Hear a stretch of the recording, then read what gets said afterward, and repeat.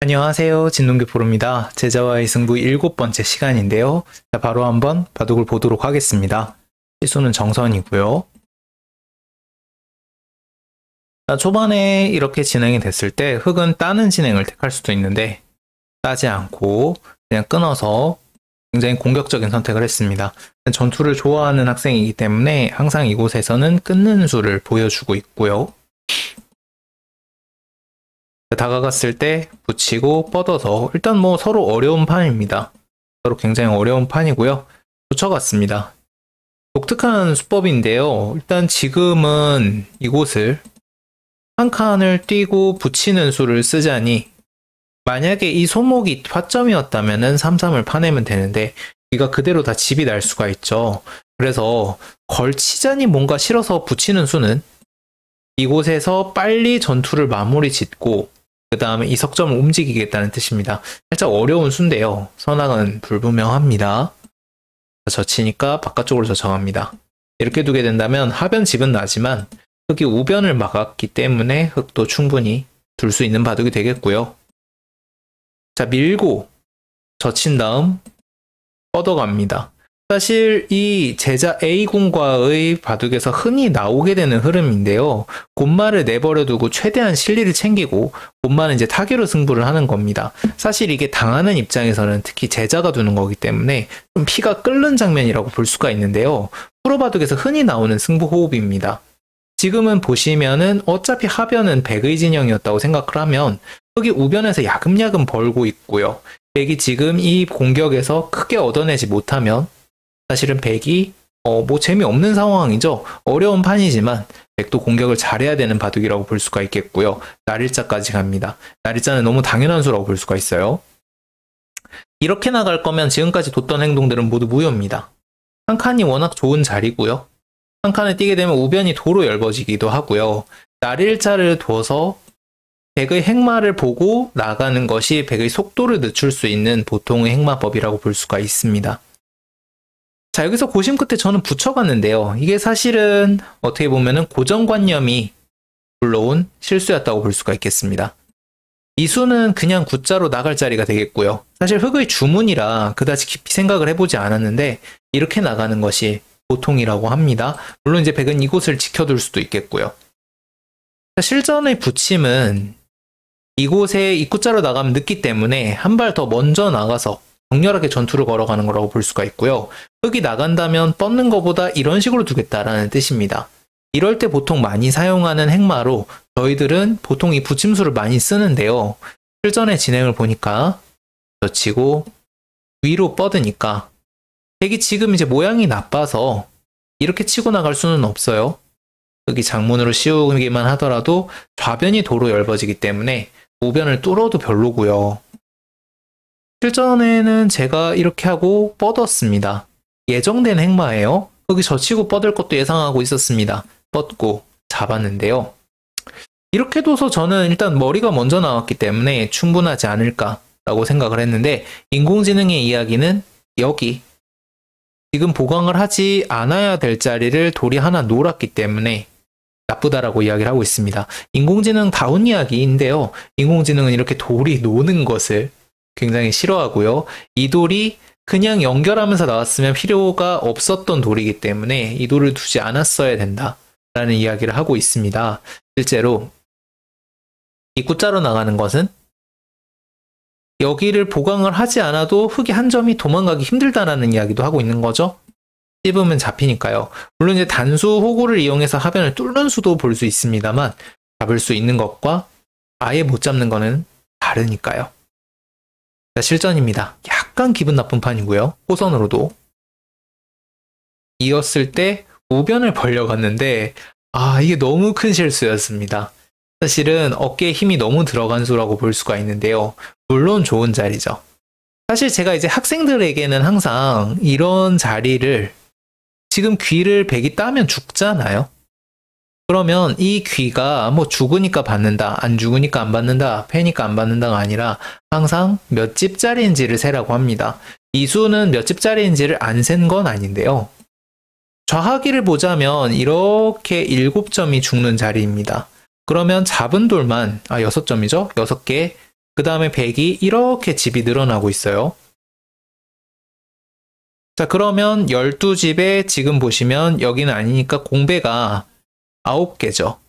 그럼 백이 21집이 늘어나는 데다가 흙이 5집이 있던 자리이기 때문에 26집짜리쯤 되겠습니다. 26집짜리가 조금 넘는데요. 우변이 지금 보면은 백이 예를 들어서 이 수로 흙이 한 점을 때려내서 백이 갈라친다면 우변이 몽땅 사라지고 우변은 벌리면 집같이 생겼기 때문에 26집이 넘는다라고 생각을 한 거예요. 하지만 놓친 것은 우선은 이곳을 둔다고 그래도 우변은 아직까지는 흙의 세력권이기 때문에 집이 나지 않는다고 하더라도 흙이 조금 해먹을 수 있는 것이 있고요. 그 다음에 흙이 거꾸로 벌린다고 하더라도 물론 이제 침입이 쉽지는 않지만 침입을 안 하게, 그러니까 뭔가 보강을 하기 위해서 계속해서 이런 돌을 놓아야 하기 때문에 뭔가 수비를 하는데 돈이 필요합니다.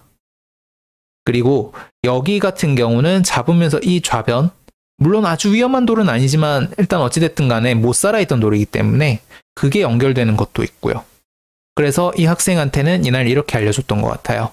20집이 넘는데 뭔가 부가적인 가치가 있으면 무조건 받아야 된다. 지금 이거는 26이고 백익돌이 연결된다는 값어치가 있었기 때문에 우변보다 큰 겁니다. 자, 이거는 숫자 계산에 오류가 있었다고 봐야겠고요. 자, 실전입니다. 이 모양을 크게 본 건데 사실 학생들, 특히 공격적인 학생들 같은 경우에는 이런 모양을 조금 과대평가하는 경향이 있고요. 자, 삭감 갑니다. 무시하고 크게 벌렸어요. 역시 공격적인 수라고 볼 수가 있겠고요. 백은 이걸 살리고 싶었는데 실은 살려도 될 것 같기는 한데 좀 불안해서 좀 안정적으로 여기부터 깎아갑니다. 이 돌과 이 돌이 따로 있지만 우상리를 계속 응수를 해야 되는 상황이기 때문에 이 돌과 이 돌이 연결이 될 수 있는 모습이라고 봤고요. 있습니다. 이 수도 실수입니다. 너무 공격적이었던 수라고 볼 수가 있는데요. 이 수를 이제 때려내게 되면은 백이 칠 때 행마상 다른 어디를 못 둬요. 예를 들어서 뭐 어디를 뒀다가는 백이 이으면 지금 흙이 형태가 너무 안 좋습니다. 치면 이어야 되기도 하고 가만 내버려 두면은 흙이 둘 자리가 없어요. 그렇다고 뭐 이렇게 두기도 뭐하고. 그래서 거의 끊어야 하는데 흙은 그럼 백은 따고 치고 밀고 이 돌의 공격이 물 건너가는 상황이 나오게 되기 때문에 이게 싫었던 것으로 보입니다. 하지만 이 학생이 간과한 것은 이 집이 엄청 크다는 거예요. 이렇게 챙겨놓고 어차피 공격이 쉽지 않은 자리였기 때문에 챙겨놓고 공격은 나중에 노리는 것이 좀 더 좋았는데 이게 아쉬웠던 나머지 이었는데요. 어차피 공격이 잘 안 되고 상변의 집만 손해를 본 상황이 됐습니다. 자, 그리고 마지막으로 두칸과 눈목자가 이바둑의 패착이었는데요.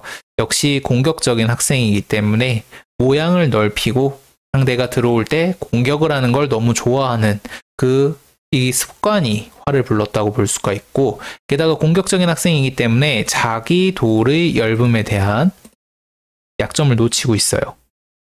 자, 우선은 지금 두 칸하고 눈목자 상당히 좋아 보이죠? 이 상변이 그대로 집이 될 것 같습니다. 하지만 동그라미의 돌이 못 살아있기 때문에 백이 이쪽으로 치고 나오건 이쪽으로 치고 나오건 쉽게 깨지는 자리가 되겠고요. 게다가 이 두 점이 살아가면서 백은 본래 한 칸밖에 못 뛰는 자리를 날일자까지 갈 수 있게 됐습니다. 집이 한 칸을 뛰어야 한다면 이렇게 나는 자리인데요. 날일자로 가니까 찌르고 끊을 수가 없어요. 이 돌 때문에 잡힙니다. 그럼 이렇게 받아야 되거든요. 그럼 아까보다 7, 8집 더 깨졌어요.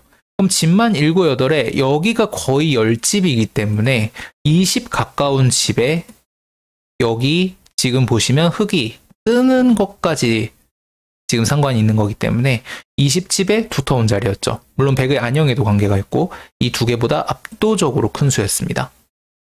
자, 그럼 흙은 어떻게 둬야 했느냐?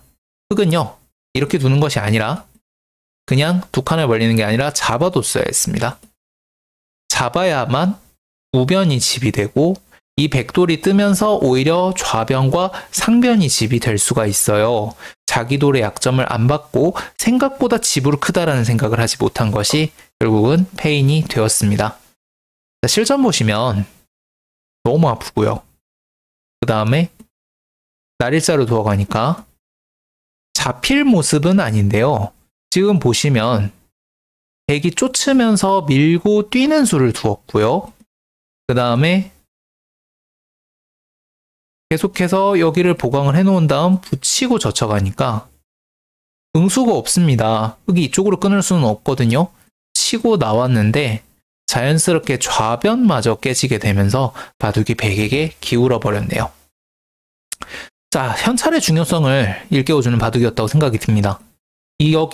여기 생각보다 컸고 게다가 백을 연결하는 자리, 흙의 열분을 노리는 자리였기 때문에 무작정 모양을 펼치는 것도 좋지만 20집 정도의 두터운 자리라면 반드시 둬야 한다는 것을 알 수 있었네요. 자, 오늘 강의 여기까지입니다. 다음 시간에 또 만나요. 안녕.